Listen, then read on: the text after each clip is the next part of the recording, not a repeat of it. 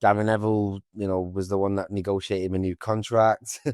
Telling the manager that I'm going to take over him, and so sometimes young, it can get to you. Just to check, are you in the room for that conversation? So there's you, Gary Neville, and Sir I was Alex in the Ferguson. That must have been surreal.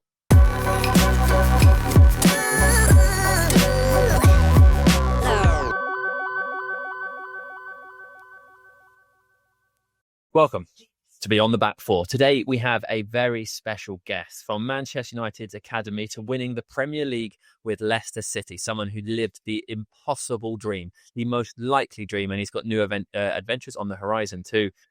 Please go mad wherever you're listening, in your car or walking through the supermarket or just sat at home, maybe as you're going to sleep, for Danny Simpson. Danny, welcome. Thank you. How are you doing, Sam? You all right? Yeah, I'm good, my friend. So Graham and I are going to ask you some questions. We're going to look back at your career. How does it feel to sort of do this now? I know you regularly do this kind of thing, to think that you've reached that point where now there's a lot of looking back. I'm not trying to age us all in the conversation. Yeah. Obviously, it's nice to to relive it and share the stories and go through the times that we had. But then at the same time as well, sometimes it's a bit upsetting because it's never coming back. And that special feeling, that special time we had together as a group of players, it doesn't come around very often. So yeah, I'm going to enjoy having a chat about it today with you guys. But yeah, sometimes you wish you could go back. Was it, just because it feels like this is now pertinent to the conversation, was it difficult deciding to hang up your boots in the end? Yeah, still is now. 3 years, it's 3 years later, and it's still not any easier. Still miss football. Listen, we try and play as much as we can. We just went to Leicester Masters. We just went to Leicester Masters in Singapore, and it was back with the gang. Robert Huth, Wes Morgan, Paul Brighton, Marta, Vasilevsky, and and that feeling as a group again. We won the tournament, and you should have seen it. Once we got onto the pitch, it was like we had this feeling back again, like we're not going to lose. So no, just like I said, things like that I really enjoy now when you get to meet up with the lads and play football again, even though we can't run as much as we used to. Yeah. Let's talk about your start in football. Were you always football obsessed? How did it happen? How did you end up at Man United's academy? Yeah, I was just one of my best mates. When you used to knock on your mate's door back in the day when you had no phones. You used to just knock on the door and see if your mate's in, and the mum and dad would say yes or no. One of my best mates every week, and he just kept going. He just kept disappearing on a Saturday and a Sunday, and then one day I came on and I said, "Where are you going? Like, I keep knocking on and you're never in." And he just said he's going to play football Saturday and Sundays, and I just said, "Oh, can I come down with you? Can I join?" And basically, it started from there. As soon as I went there with one of my best mates, I never looked back, and I love football, and yeah, it was all I wanted to do. Even though I never really sat there at the age of 8, 9, 10 thinking I want to, play for Man United, or I just was happy playing football with my mates on a Saturday and a Sunday. Who did you watch? What positions did you want to play? What was the game to you? Oh yeah, like everyone, I wanted to be a striker. But obviously quickly realised that wasn't going to be me. And then I just fell into defending. I love defending. I love the art of it. I was playing for my year, then I got bumped up a year above. So I was playing against a lot of bigger lads, and I just enjoyed tackling. So then from that, I think for me, the people I watched, especially being local and for Man United, was obviously Gary Neville, but Wes Brown. When Wes Brown used to do them crunching tackles when he first broke onto the scene, that was for me. They're the two I watched. But then obviously over the years, I think Ashley Cole was the one for me that really started to stand out, and still to this day, I don't know if he wore tapes on his wrists. So I copied him, and ever since that day, I wore tape on my wrists, and I had a good game. So then that was it. Then I always wore tape on my wrist because I thought I was trying to be Ashley Cole. Nothing like him, because he was one of the best fullbacks I think we've ever produced in the country. So But yeah, there were the three for me in terms of fullbacks when I was growing up. Do you think Ashley Cole's the best fullback in Premier League history? I have to, for me, I obviously think in the moment, obviously you got to put Kyle Walker up there for what he's done and the trophies that he's won. But I think Ashley Cole and what he did, I think he changed for me not so much the fullback position in England. Then we started to see Patrice Evra, etc., come in. But I think before that it was solid right back. Gary Neville, Phil Neville, Gabriel Heinz. These kind of players. Even back in the day, Nigel Winterburns, Lee Dixon, Lauren, all these solid fullbacks, which is what the football was back then. But I think Ashley Cole changed that, and everything that he's done, his performances in big games, his performances against Ronaldo, and for England, for Arsenal and Chelsea. For me, I would say he's one of the best. He is the best fullback that we've produced. We forget, Danny, that when you made the breakthrough at United, you were sent then on loan to Royal Antwerp, which is now it's come full circle now because we're seeing Chelsea and Blueco doing that, City and City Group. Whereas United at the time, you were part of that experiment, weren't you? Where before the fashion was, you were part of that system, weren't you? Going to a sister club. It was kind of like once you become full time and you're part of the academy, and then you used to see the lads that would go to Antwerp from the reserves, and it used to be they'd be the ones that he's kind of pushing into the first team or preparing you for the Man United first team. And I remember I'd only had 6 months in the reserves, and Sir Alex was sending other players to Antwerp in the January, and I turned around and I actually knocked on his door, and I said, "Why can't I go?" Now, when I look back, I don't know what I drank that day. But I clearly had something because not many people knock on the door and do that. But he admired that, and then he said, "Come and see me tomorrow." And I did, and basically he said, "You know what? Yeah, you can go with them." And that was maybe the start of my career, really, because to go abroad as well. So when even the players that come to clubs I played from abroad, I used to understand them a lot more because I did it. So to go to another country, their lifestyle, driving on the other side of the road, away from friends and family. I was at Antwerp for a year. Yes, albeit with some of my teammates, Johnny Evans, Fraser Campbell, Darren Gibson. Even Tom Eaton came, and unfortunately for him, we didn't play. He had a tough time. But I was lucky to have teammates with me. But that was sort of the path to then go into the first team. And I came back, and I think that's when I went to Sunderland, because he was like, right, just have one more spell, and you might be ready for my squad. And that's kind of how it happened, just from me knocking on his door that day. Talk to us about your relationship with Sir Alex Ferguson. First, at the start of your career, when he first becomes a figure in your life, and then when it comes to you wanting to leave United, how did that all play out? Yeah, I was kind of like the lovable rogue. I was just very playful, and I was in his office a few times for being a little bit naughty. And when I look back now, there's a couple of regrets there. But you're young and you think the world's at your feet. You don't think you're ever going to leave Man United. You got into the squad. You're playing with all these amazing players. Gary Neville, was the one that negotiated my new contract. Telling the manager that I'm going to take over him, and so sometimes young, it can get to you. Just to check, are you in the room for that conversation? So there's you, Gary Neville, and I was in the room. That must have been surreal. Like, had you talked to Gary Neville about what you wanted? Does he negotiate with you and then you all go in? How did that all come about? So what it was is Sir Alex obviously didn't like agents. I didn't have one. So I asked Gary Neville, I was like, what should I do? And he's like, I'll do it. I'll speak to him. So obviously Sir Alex had this little black book with where he thinks everyone should be at the stage of their career. Honestly, he's right. It was just like a little black book with everyone's wages in, pulls it out of his drawer, and he just starts writing things down and says where he thinks you should be. And then obviously Gary Neville's been through this process, God knows how many times at this point. And yeah, he says, well, can't we do, a little bit more on the signing on fee, boss? He needs to get a place to stay, needs a car. And I'm just sat there quiet as a mouse. and and then whatever got agreed, I was obviously happy to sign. So do you agree that when Gary Neville thinks, yeah, I probably got the best deal, does he turn to you and go, what do you think? Or does Gary make the agreement for you? Yeah, I think obviously got offered something on an official piece of paper, and he went in to me negotiate. So whatever got bumped up, I wasn't then going to go, no, I want to bump that up again. So obviously, yeah, I was just obviously then it was okay. That sounds good to me. Let's go. Let's sign. And was he doing that for lots of people?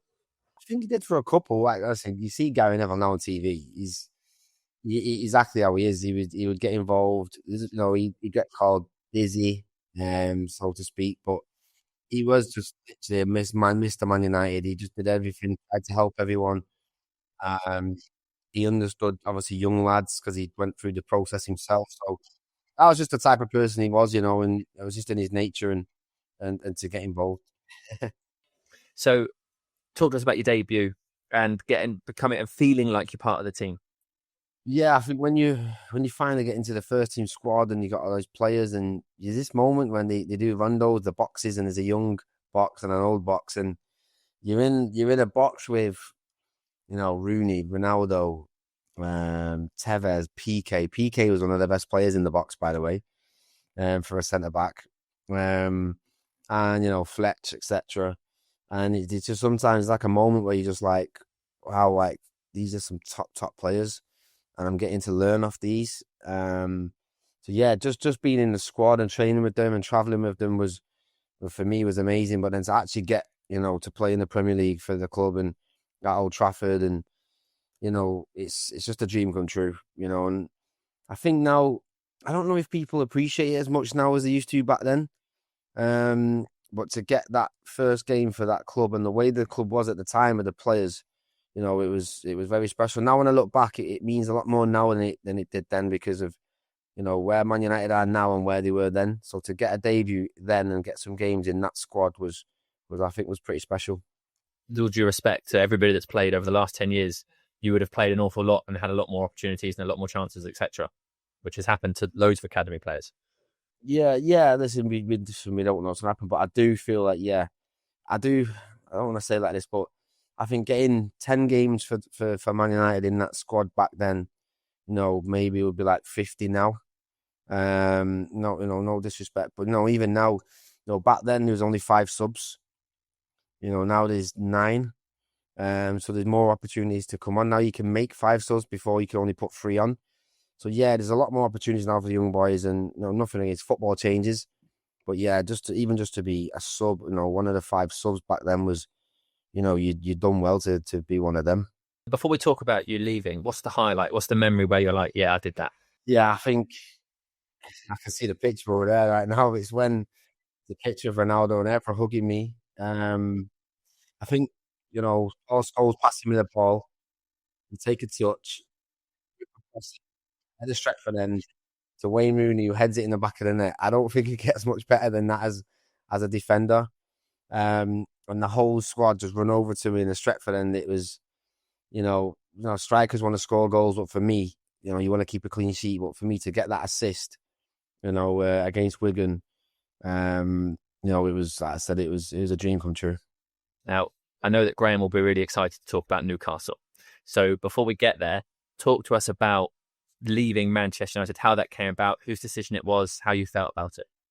I didn't go on the pre-season tour. I'd been on the previous 2, and I think when that happens, kind of the writing's on the wall. And yeah, Chris Hughton phoned me. He said, "Oh, we'd love to have you up here." Initially, it was just on loan for 6 months and to see how we get on. And then as soon as I got up there, loved it. You know, playing in front of 50-odd thousand every week. I don't know, everyone says it about it's a religion and a passion, but and what I liked about it was it was a tough task to go up there with everything that had gone on with the club, with the players that they were trying to get out, you know, the so-called bad eggs or whatever, that got relegated. There was a, you know, a weird feeling when I walked in, but Chris Hughton put a really good squad together of people that wanted to get that club back out of that division. and I just felt right at home straight away. And yeah, as you know, when it come to January, and you know, when we were we're near the top of the league and we are going to do something special, I think it was just right for everybody, for my career, for the club, for my own achievements, to sign and stay and be a part of something special. And I think as well with the twins, you know, there's Raphael and Fabio. I think they've just been given their work permits.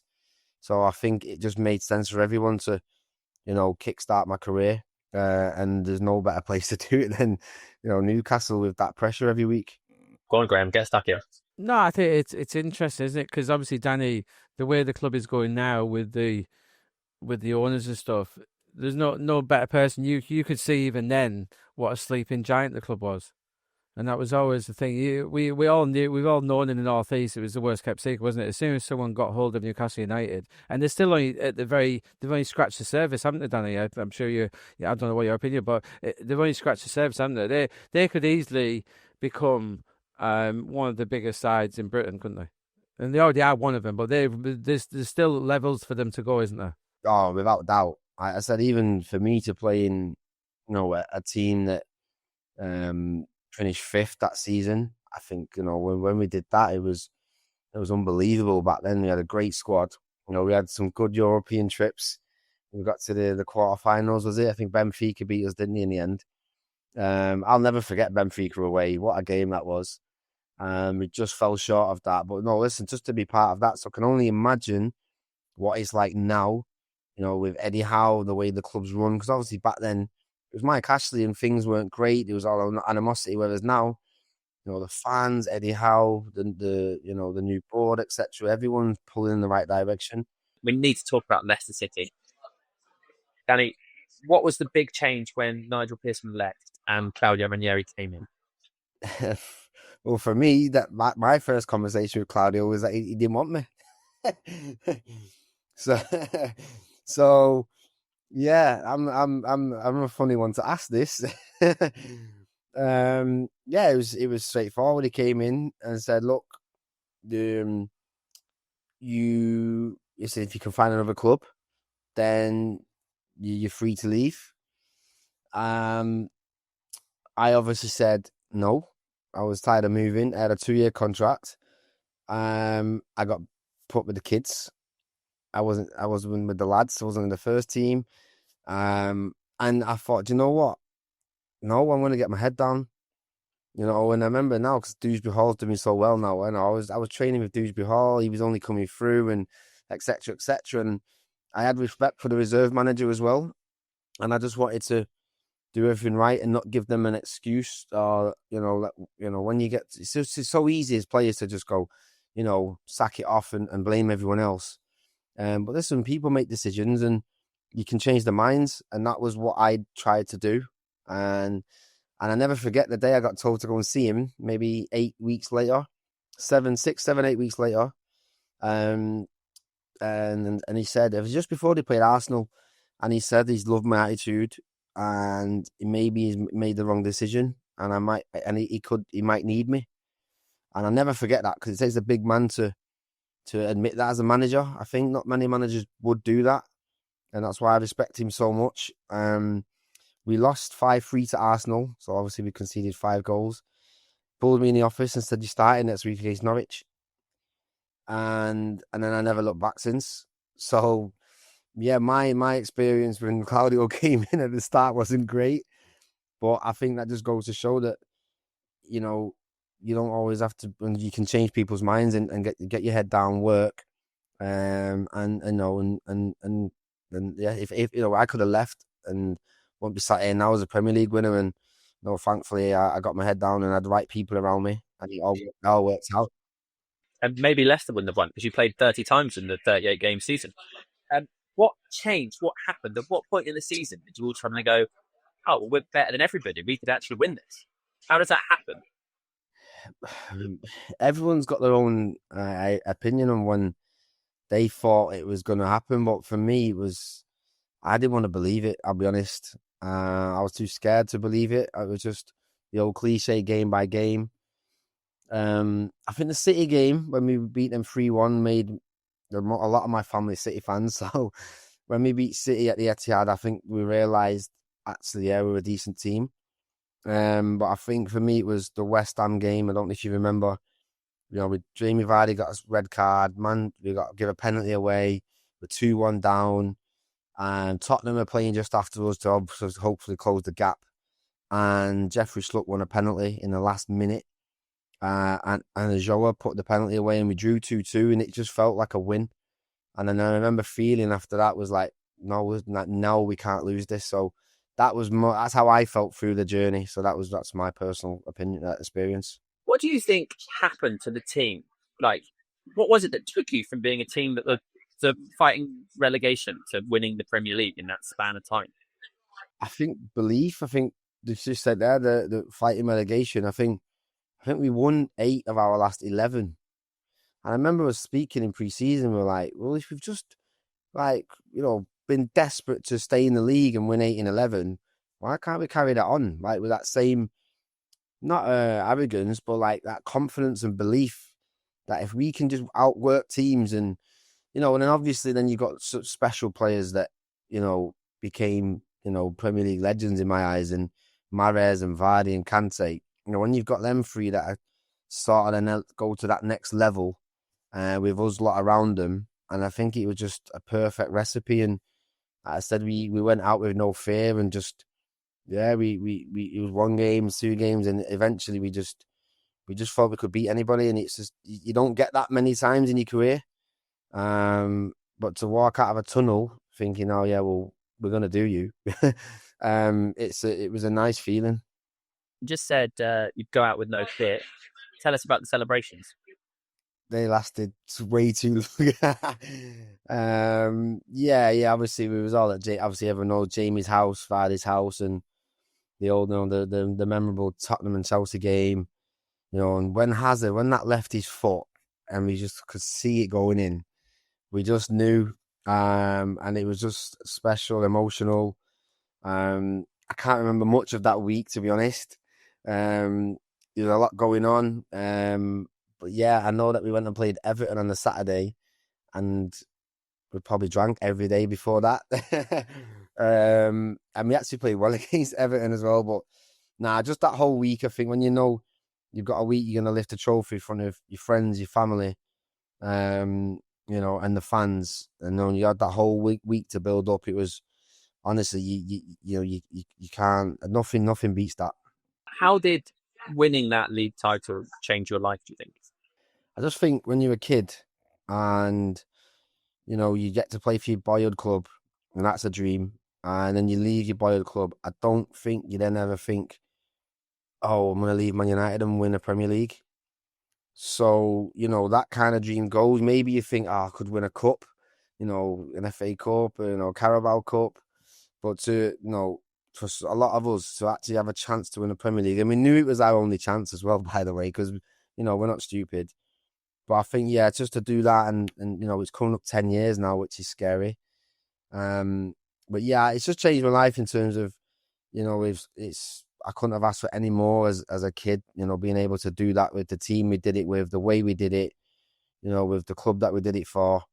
And that group of players now, they're like my brothers. We're still in a WhatsApp group, and they're like, we'll share that for the rest of our lives when we're, another 10 years, after that, when we all get together. Before we wrap up, tell us about life now. Yeah, listen, I told you I still miss football. It's been 3 years. Tried coaching certain things, but fell into a few things now. I've set up an academy in Dubai, which I'm really excited about. So yeah, I'll be out there helping there, coaching out there, do a lot more. I'm involved now in this bar restaurant opening in Manchester. So I'm just trying to do as much things as I can, all these different things that I never thought I would do. Because I said football, that part of football playing is gone now. Yes, as you know, Sam, I love doing the media and the TV and radio, etc. But yeah, I found a couple of the things that I'm passionate about now that I think you need to find when you start playing football, because you can kind of get lost a little bit at times. But no, 3 years on, and yeah, things are looking up. All right, Danny, thank you so much. That's the end of this. Let us know in the comments below, is Leicester's title win the best ever? And actually, the fact, Danny, that you were such an important part of it and were left out to begin with is amazing. Thank you very much. We'll see you on the next one.